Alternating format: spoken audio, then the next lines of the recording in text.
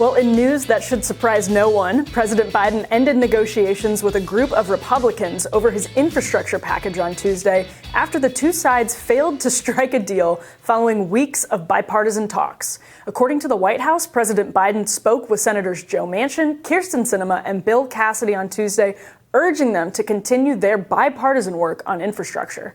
Former National Press Secretary for the Bernie Sanders campaign and host of the Bad Faith podcast, Briahna Joy Gray, joins us now to discuss. Briahna, welcome. Thank you for having me. So the only surprising thing perhaps from this was that Joe Biden reportedly was the one who broke off talks, moving it into a next phase. What's your sense of where this is going next? I think that this whole last 3 or 4 months or so has been a really important lesson for those who might have thought that it was enough to vote blue no matter who, get a Democrat in office, and presume that the D next to their name, that they had some kind of foundational commitment to the ideals we thought we broadly shared. And I'm not talking about broad, far-reaching, left-wing ideals, the likes of which are associated with the Bernie Sanders campaign. I'm talking about the bedrock basic promises that Joe Biden made in the course of his own campaign. Promises like a $15 minimum wage and a public option, which are now on the cutting room floor because we are told to believe of the obstruction of a handful, basically one or two Democrats who refuse to vote along with his bills. And of course, the fact that Joe Biden himself has been resistant to getting rid of the filibuster. And it's important, I think, to finally recognize that it doesn't make a lot of sense that when we have a Republican in office, we're told that they're unstoppable and can do anything they want. And when there's a Democrat in office with the United Democratic House and Senate, we're told the Democrats can't do anything at all. And it's time to start looking a little bit more closely about what's going on here.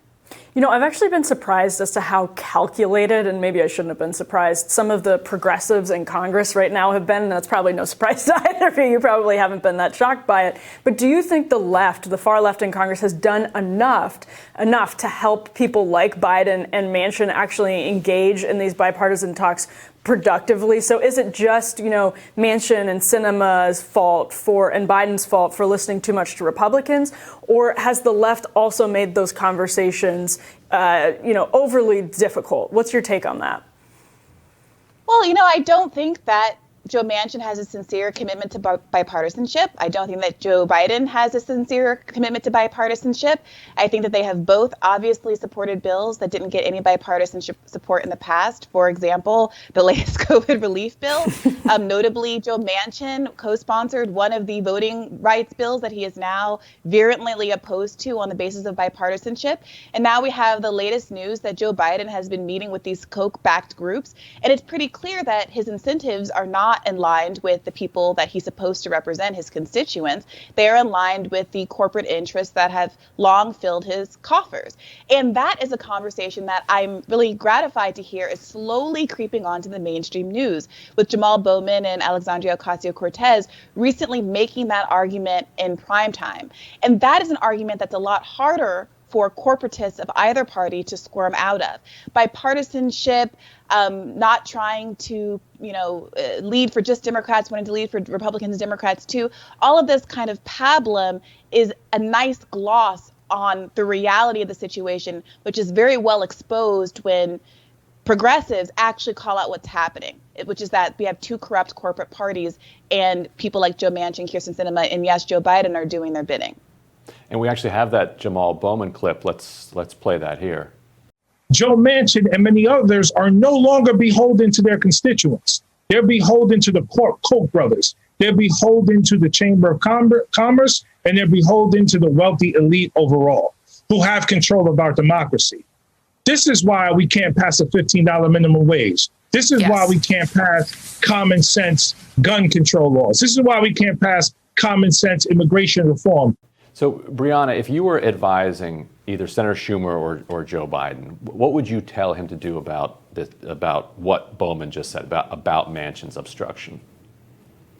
Well, first of all, I'd encourage a lot more people to start sounding a lot like Bowman. And I would gild the lily on that response by having Bowman and everybody else who is genuinely committed to these basic bedrock democratic ideals that are, again, backed by majorities of Republicans, to also pull up some open secrets receipts and be prepared to be very specific about exactly who it is that these people are taking money from, and to not shy away from the reality that Joe Biden is in that cohort, having taken more money from billionaires than anybody else in the Democratic primary. These were the alarm bells that Team Bernie was ringing really, really loudly, because there's a direct correlation between where these people get their money from and where their interests lie. And the public as a whole is really misled on that. And Joe Biden he said himself during the primary, he implied that it was sort of ridiculous to imply that there was any pay for play going on in one moment. And then we had this tape of him at another moment talking to donors saying, of course, look, if you give me money, you're going to be front of the line. That's just the way the world works. And that moment of honesty needs to be embraced by the broader public, who needs to understand that whether or not something happens, that whether or not something gets passed or gets done, is not on the basis of whether or not Joe Biden is a good person or likes ice cream or is kind to his grandchildren, but on whether or not he has competing interests. People are paying him more and have more sway over him than the people who are going to fall in line and frankly vote blue no matter who for him regardless. Right. Two things can be true. People can, superficially appear like decent human beings and then also be listening to corporate interests behind the scenes. Now, there's a similar feud, I would say, or a similar dynamic simmering when it comes to the conversation about H.R. 1. Let's play that shot of AOC talking about the Koch brothers and their conversations with Senator Manchin. Because you look at the Koch brothers and you look at organizations like the Heritage Foundation and conservative lobby groups that are doing a victory lap, claiming victory over the fact that Manchin refuses to change on the filibuster.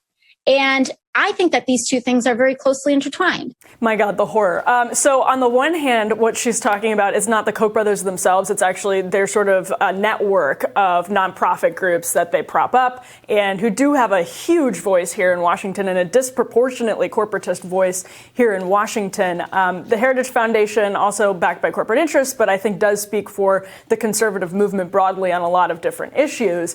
Why do you think Joe Manchin is taking any calls from anybody associated with the Kochs at all? Why do you think that is when he knows that it's going to hurt him on the national stage? Is it actually good for him that he has Alexandria Ocasio-Cortez jumping on him over something like this?